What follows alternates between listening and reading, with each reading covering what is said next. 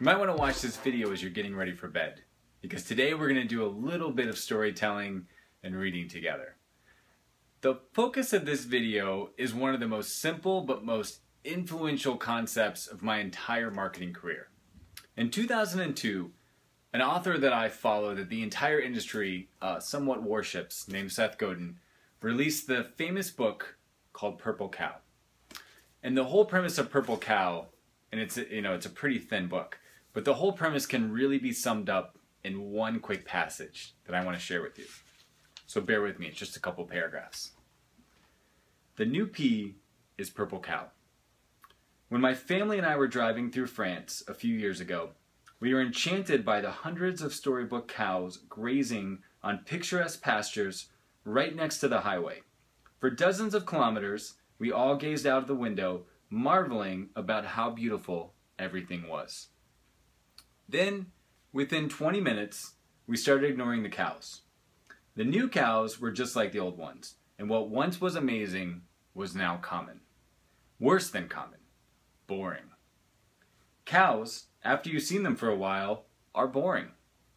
They may be perfect cows, attractive cows, cows with great personalities, cows lit by beautiful light, but they're still boring. A purple cow, now that would be interesting for a while. So the premise is, no matter how perfect your product is, no matter how exciting your business is today, at some point it will then become average. And you think about that, about all the products and services that we bought over the years, the entertainment that we watch, the movies, the standard is constantly being raised, right? Raising the bar, as they say.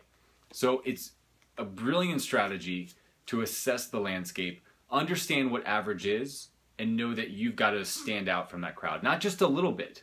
Not just a cow that's more beautiful than all the other cows, or a cow that is bigger than all the other cows. A purple cow. Something just radically different. And if you can come up with a purple cow, you are going to stand out in the marketplace. And if that purple cow connects with what the marketplace wants, your marketing costs are going to go down, your conversion rate's going to go up.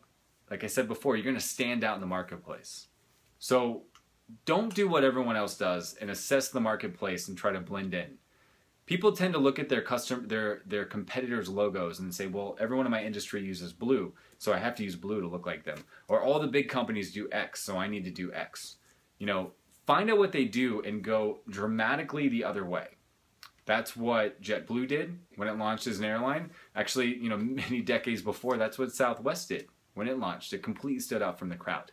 Most of the success stories that you follow today, the obvious ones like Apple, they surveyed the landscape, they found out what everybody was doing, they found out the conventions, the standards, and they went dramatically in the other way. So Purple Cow is a great book if you can ever get a hold of it. It's really small, it's a classic.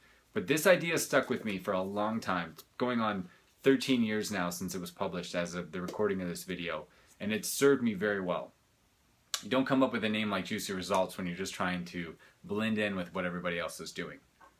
So I encourage you to find what your purple cow is, whether it's a product, it's a company name, it's a design, it's an ad, whatever it is. Whenever you find yourself in a crowd, as Warren Buffett says, it's time to reevaluate what you're doing.